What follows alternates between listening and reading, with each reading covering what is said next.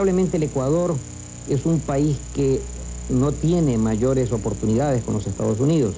Nuestras políticas gubernamentales en el último gobierno y en el actual gobierno no generan esperanzas ni expectativas positivas para el gobierno de los Estados Unidos, y ello ha determinado que nuestro país se vea frustrado en estimular sus exportaciones fundamentalmente hacia los Estados Unidos. Cualquiera de los del Centro de Investigación Económica Nacional es un centro de estudio privado, financiado por la institución privada en Guatemala, para el desarrollo de medidas económicas y paquetes económicos en favor del bienestar de la nación.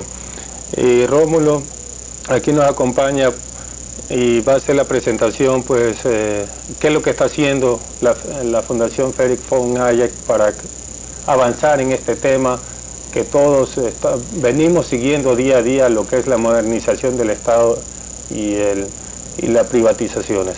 Rómulo, bienvenido. Muchas gracias.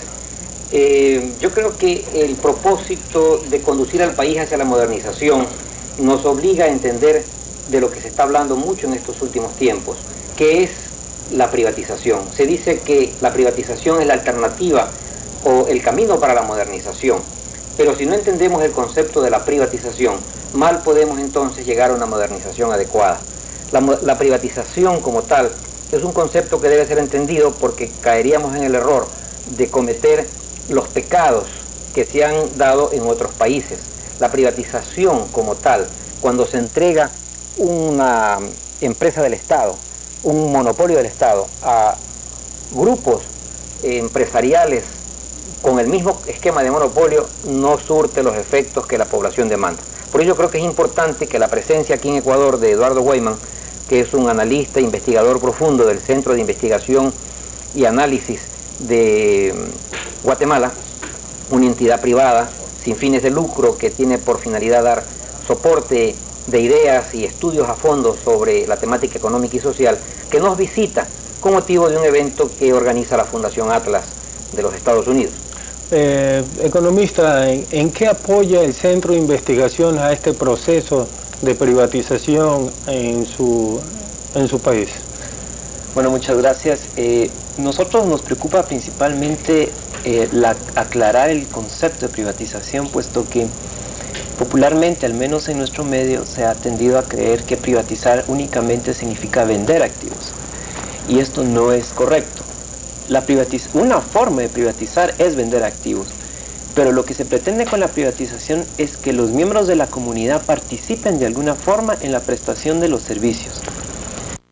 Vemos que los ingleses, por ejemplo, han identificado hasta 22 formas no excluyentes una de la otra de formas de privatizar.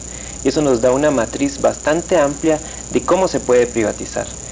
Esa es nuestra principal preocupación y en ese proceso estamos ahorita en un proceso de divulgación. ¿Ustedes han diseñado algún esquema o patrón para seguir con el sistema de modernización o privatización, o cada esquema se va adaptando dependiendo del caso? Así es, cada esquema, cada país tiene sus propias condiciones. Lo que sí es similar en algunos países es el punto de arranque. Posterior a esta aclaración de tipo conceptual del término, hay algunos países, que es un criterio que también nosotros compartimos, que han comenzado estableciendo un marco jurídico general que garantiza la transparencia del proceso y evite algunos vicios que de hecho en nuestro país se han dado. Rómulo, ¿existe actualmente en el país una transparencia para un proceso de privatización? Yo creo que hay buenas intenciones, pero hay mucha confusión de conceptos. No hay una idea clara de qué es lo que se quiere. Se cree que privatizar es simplemente trasladar la propiedad y el manejo de manos públicas a manos privadas. Y yo creo que eso es un grave error. La privatización implica, en mi opinión, la necesaria desmonopolización de los servicios y de los bienes que están en manos del Estado. La desmonopolización. No se puede admitir que sigan existiendo monopolios, públicos, privados o mixtos. Este es el primer paso que hay que entender en la privatización. Pero habrá, sí, tengo entendido, usted que es economista, sí, habrá ciertos servicios que por su estructura es monopólica ya sea un monopolio natural dentro del Estado, y a tratar de lanzarlo a un esquema de privatización, seguiría indudablemente siendo un monopolio justamente por su estructura. Sí, dos cosas. Primero quiero rescatar un poco la idea de lo que nos expuso aquí Rómulo, que definitivamente, bajo cualquier punto de vista, el primer paso que se debe hacer al iniciar un proceso de privatización es la desmonopolización, eliminar todo tipo de barreras legales o artificiales que protejan alguna actividad. Solamente después de hacer énfasis en esto, definitivamente hay algunas actividades que por su propia naturaleza en un inicio pues tenderán a ser monopolios naturales, ya no artificiales, pero siempre con la opción de que surjan nuevos oferentes en el mercado. Lo importante es eliminar todas aquellas barreras que no permitan el ingreso de nuevos oferentes. O que las nuevas tecnologías bajen el costo de producción. Claro, esa es una de las finalidades de la privatización, al estar al servicio del consumidor, bajo condiciones de mercado y bajo condiciones de competencia. Es necesario una alta reinversión en tecnología para ser más eficientes y poder satisfacer mejor las demandas. Por ejemplo, lo que es ferrocarriles, cómo indudablemente ferrocarril pudiera competir con lo que es transporte aéreo, con lo que es transporte vial, con lo que es transporte fluvial, etcétera, ¿no? Pero si es que hay zonas del país en que realmente solo hay ferrocarril, ¿cómo uno rompe ese esquema monopólico o simplemente el Estado, a pasar a ser el sector privado, impone una tasa que sea...? Bueno, en muchos países el procedimiento que se ha llevado en el caso de los ferrocarriles es la concesión. Ahora, el problema que tiene la concesión es que se caracteriza que otorga el usufructo de una actividad económica por determinado tiempo, es decir, 15, 20 años, dependiendo de cada contrato. Lo que sucede con las concesiones es que el inversionista, al estar cerca del periodo donde finaliza la concesión, deja de reinvertir, si no tiene garantizado de que posteriormente va a poder seguir con la actividad. Es por eso que nosotros, al menos en Guatemala, hemos propuesto que incluso los tramos ferroviarios puedan hasta venderse. Bueno, de hecho hay una circunstancia particular en mi país, que es que el ferrocarril moviliza no más del 2% del total de la carga del país, por lo tanto es un servicio marginal. No es un servicio sumamente estratégico como a veces se dice que son algunos servicios públicos. Entonces, el mecanismo de concesión ese es el problema que tiene. El inversionista, al estar cerca del periodo de vencimiento de la concesión, deja de invertir, puesto que a él lo que le interesa es recuperar su inversión a la mayor brevedad posible. Más o menos el caso de lo que ha ocurrido aquí con Emelec, cuando ya se es hora de entregar o se fenece el contrato, pues dejaron de invertir. ¿Por qué? ¿Cómo evitar eso, Rob? Yo creo que hay una gran confusión en el caso Emelec. La empresa privada ecuatoriana y sobre todo guayaquileña, las cámaras de la producción, de las cuales yo he sido y sigo siendo un miembro activo, como presidente que fui incluso de la Cámara de Industrias, han sostenido de que Emelec en manos privadas fue eficiente, en manos públicas va a ser ineficiente. Yo pienso que Emelec efectivamente fue eficiente cuando estuvo en manos privadas, pero hasta que no tuvo el beneficio de la utilidad reconocida del 9,5%. Hasta ese momento fue eficiente Emelec. Cuando el Estado le garantizó la utilidad de Emelec, se convirtió en ineficiente. Ya no le interesaba a ellos ni pagar las deudas al Estado por consumo de combustible, lo que ocurrió efectivamente, ni tampoco les interesaba renovar sus instalaciones o mantenerlas. En ese contexto, yo pienso que el caso de Emelec tiene que ser mantenido totalmente al margen o fuera de ese privilegio de concederle una utilidad garantizada. Debe abrirse el país a la competencia, debe permitirse que haya una libertad total para la introducción de turbinas generadoras, no tiene por qué centrarse el servicio solamente en Electroquil o en Electroquito o en Emelec, que en definitiva constituirían un nuevo oligopolio con utilidades garantizadas. Si bajo ese contexto se da la privatización o la compra de Emelec, yo creo que será mucho más perjudicial que lo que actualmente tenemos. Yo creo, y es importante enfatizar, de que en este momento el gobierno no puede repetir el error del anterior o anteriores gobiernos de mantener un privilegio, una utilidad garantizada, porque cualquier negocio va a ser en perjuicio de la población. como también habrá que evitar mantener la tarifa arbitraria que impone INESEL para pagar a la burocracia. Usted, economista, ¿cómo evitaría más o menos lo que ha explicado Rómulo, en que si no hay una rentabilidad garantizada, posiblemente se echan para atrás las empresas que están actuando o que son dueños de esa concesión y comienzan simplemente a dejar de invertir, a dejar de cambiar pues el equipo obsoleto y seguir adelante con el sistema? Pues, ¿cómo usted garantizaría la rentabilidad a estas empresas? Mire, en ningún mercado se le puede garantizar la rentabilidad a alguien. De hecho, la actividad empresarial por sí misma es una actividad de riesgo. En ningún momento usted puede, es papel del gobierno garantizar la rentabilidad, por ejemplo, de estos empresarios, porque de lo contrario tendría que hacer con toda la comunidad. Entonces imagínese, es una aberración al sistema garantizar que el sector público garantice una rentabilidad. La actividad empresarial es de riesgo por su propia naturaleza y dependerá de la habilidad del propio empresario y más que todo de la habilidad de poder satisfacer las demandas de los consumidores, de poder mantener algún nivel de rentabilidad. Por otro lado, va a exigir que el empresario reinvierta en tecnología para ser más eficiente en la prestación de sus servicios. Solo quería hacer una aclaración con esto de la concesión, una forma de evitar que el inversionista deje de invertir cuando esté cerca de su periodo de vencimiento de la concesión es simplemente dárselo en propiedad, porque de esa forma el empresario se va a ver incentivado a seguir manteniendo un ritmo constante, una alta tasa de reinversión para mantenerse en el negocio. O sea, que una vez entre como propietario del activo. Lo que sucede es que en el fondo, lamentablemente en nuestros países se ha confundido cuál es el papel legítimo del Estado. El Estado incluso se ha llegado a decir falacias como que la privatización lo que pretende es eliminar el Estado. Eso no es cierto. El Estado fue creado para un fin. Pero lo que sucede es que en nuestros países el Estado se ha engordado, se ha vuelto obeso, y que lo que sucede, como una persona obesa no puede actuar bien.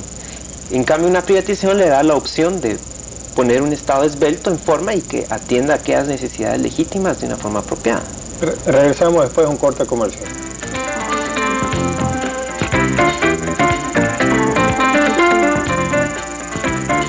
Economista, siguiendo con la temática, tal vez no quedó muy claro, pero cuando privatizamos una empresa que es monopolio actualmente, pongamos el caso de Emelec, en este instante, hasta que no salga Electroquile es monopolio, ¿cómo nosotros, o qué son los patrones que se utilizan para establecer la tarifa? Para que el Estado autorice esa tarifa, sin perjudicar al inversionista que está corriendo su riesgo y todo su capital operando comprando esa empresa. Bueno, sí hay que tener claro dos cosas. Primero, que hay algunas empresas estatales que al privatizarse en un marco desmonopolizado, pues surgirá competencia relativamente simultánea. Hay otras actividades que por su naturaleza y por economías de escala se mantendrán monopolios naturales, o sea, no va a ser factible que una persona se meta a invertir en construir líneas de transmisión. Por ejemplo, en el sector eléctrico. En el sector eléctrico hay tres grandes campos: la generación, la transmisión y la distribución. En lo que es la generación, normalmente en varios países no están sujetos a control tarifario. Sin embargo, en la transmisión y en la distribución, que es donde son campos sujetos a monopolios naturales de un punto a otro, lo que se ha hecho es formar entes reguladores, pero entendamos de que ente regulador no necesariamente significa ente obstaculizador. Es más, en Inglaterra, por ejemplo, la principal función del ente regulador del sector eléctrico es fomentar la competencia y promover y fomentar la entrada de nuevos oferentes. En el caso de la tarifa, que es quizá la principal función de estos entes, pues están técnicamente basadas y se determinan y ajustan periódicamente para tratar, mejor dicho, de que los precios sean lo más realistas posibles. Ahora, en la medida que nuevos oferentes ingresan al mercado en las diferentes facetas, menos necesaria es esa regulación. Sin embargo, claro, en un principio, cuando surgen monopolios naturales, a veces sí es necesario establecer algunos márgenes de tarifa, técnicamente establecidos y ajustados periódicamente. Ahora, equivalente al costo marginal, posiblemente. Podría ser un sistema. Hay diferentes formas, dependiendo de cuál sea la cobertura, de los costos involucrados, etcétera. O de cuánto más quieran invertir, porque... Bueno, hay algunos entes reguladores en donde entre las condiciones que se le pone al nuevo propietario es alguna tasa de reinversión, ¿verdad? Porque tampoco se le va a garantizar temporalmente una tarifa a un empresario sin pedirle a cambio, por ejemplo, algún nivel de inversión.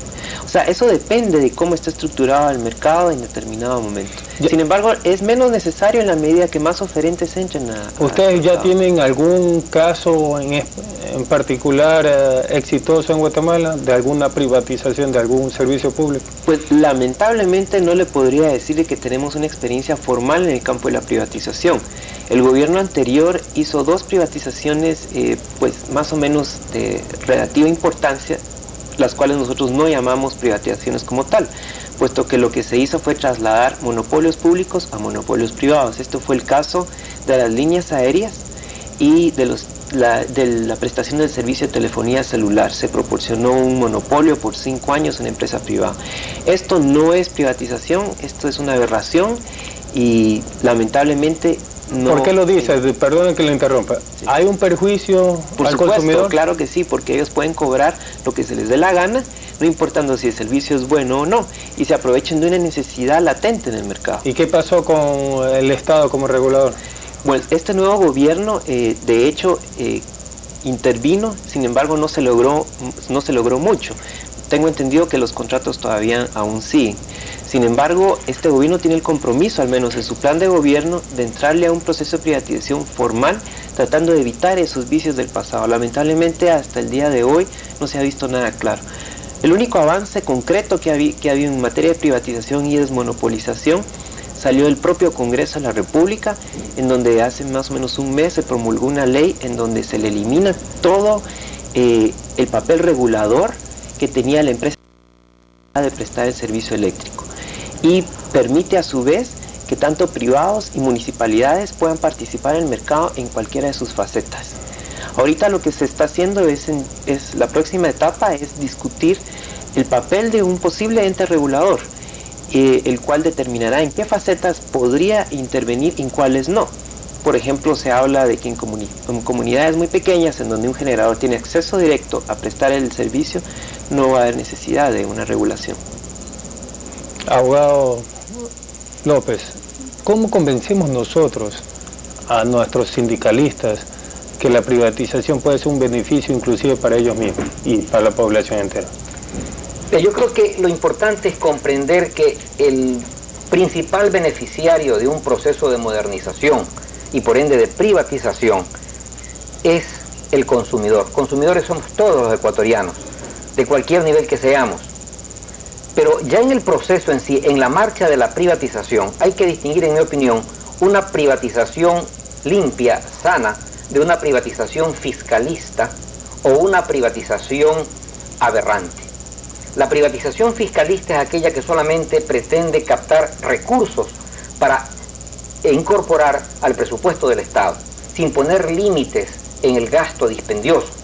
Yo creo que eso es definitivamente mucho más negativo que el actual sistema. Y la privatización aberrante o negativa, corrupta, no transparente, que se ha dado en muchos países, traslada el monopolio público a manos privadas. En ese caso se produce en México, se llamaban la privatización entre cuates. Entonces, si yo, funcionario de gobierno, le paso a la empresa a mi cuate, a mi amigo, y nos repartimos. Eso es una corrupción, eso no podemos admitirlo. La privatización tiene que ir directa en beneficio del consumidor, que implica abrir la competencia, romper el monopolio y desregularizar.